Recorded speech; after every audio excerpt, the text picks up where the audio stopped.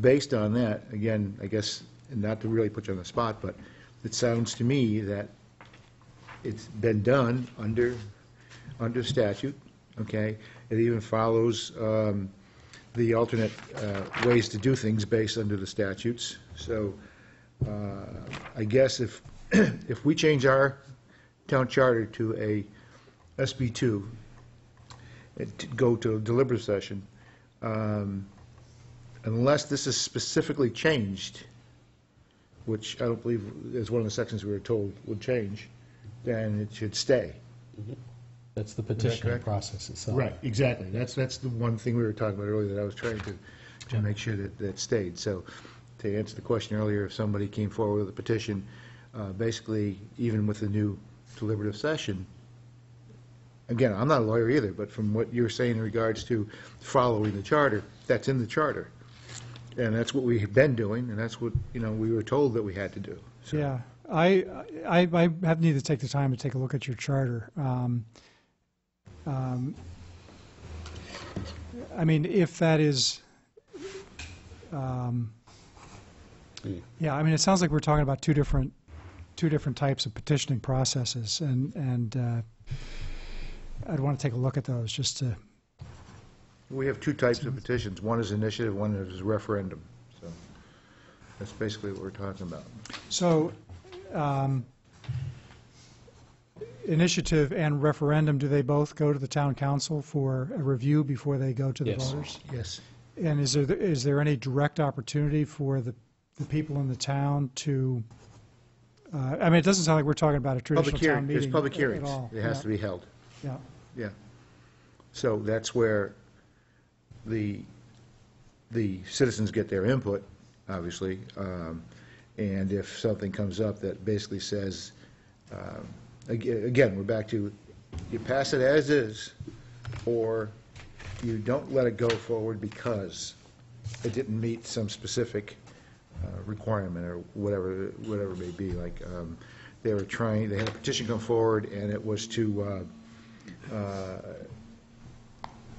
give, I don't know, citizens, I mean, a particular individual a raise or something. You can't just target just individuals. Or cut their pay. Or something like that. What's that? Or cut their pay. Or cut their pay, individuals, yeah, exactly. So that wouldn't go forward because it would have been deemed based on the charter and also by the RSAs that you can't do that. So. I mean, it sounds to me like the way your process currently works is inconsistent with the process of SB2. And I say that because it sounds like you have a mechanism outside of the traditional town meeting where the town council runs the affairs of the town. They're the executive branch, but also the legislative branch for the town. And occasionally, if the citizens follow a certain process, they can have certain issues that are brought forward that they're able to vote on.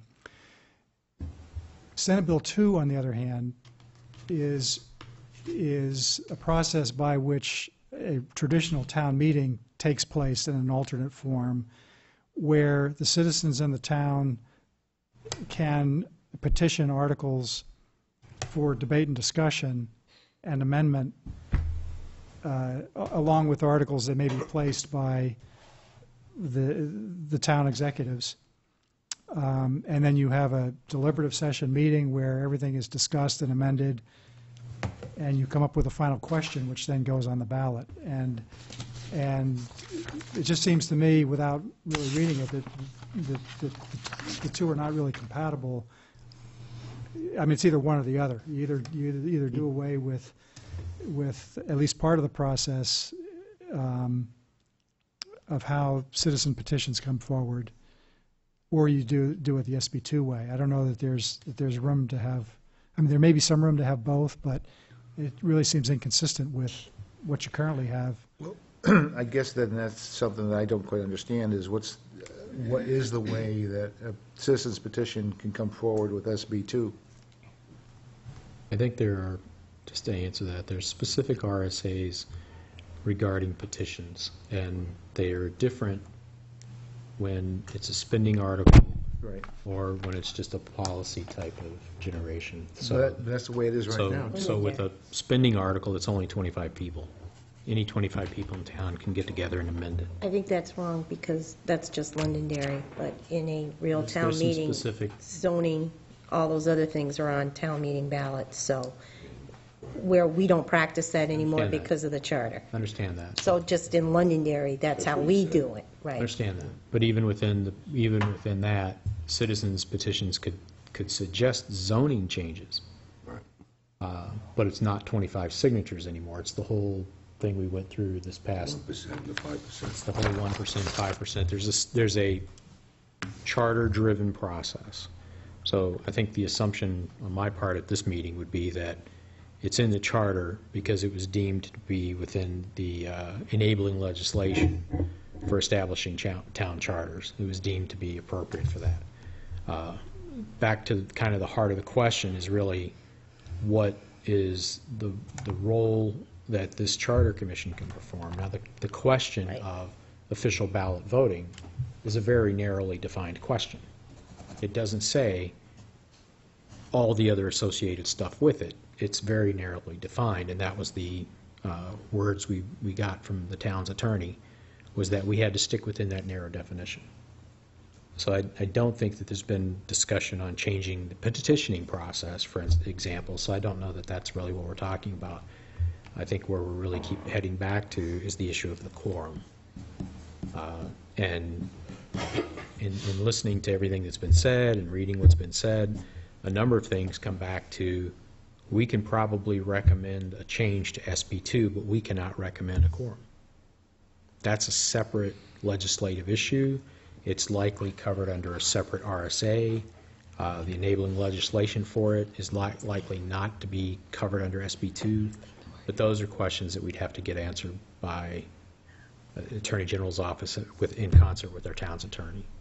So I think we asked those questions before. We didn't really get, I think, an answer that we've all fully understood or bought into, but it's on the list of questions that our town attorney will be answering at our meeting on the 26th.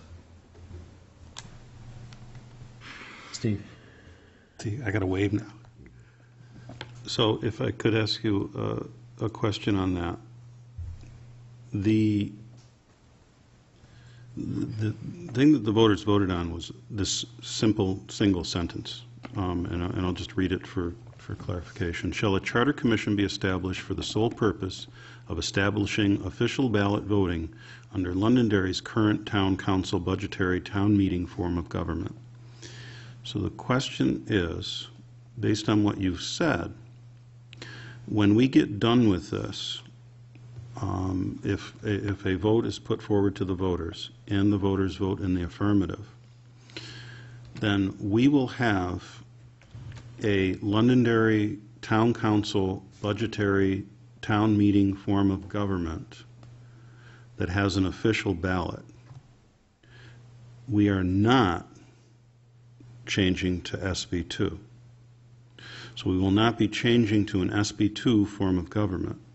We will still need to follow our charter here, and the only difference is that we will have ballot voting and that deliberative session replaces town meeting. And have you ever heard of any other, do you know of any other town in the state that has that form of government? Not off the top of my head, but that doesn't mean. We're not on, it's don't not odd exist. for us to do things that other people Yeah, don't do. no, but the way you read that, it makes sense that if you are simply implementing the official ballot form of voting and you're not implementing the Senate Bill 2 process along with that, I mean, that makes more sense than trying to I'm sorry to interrupt, but can I translate your word, that makes more sense? Do you mean that gives us more flexibility?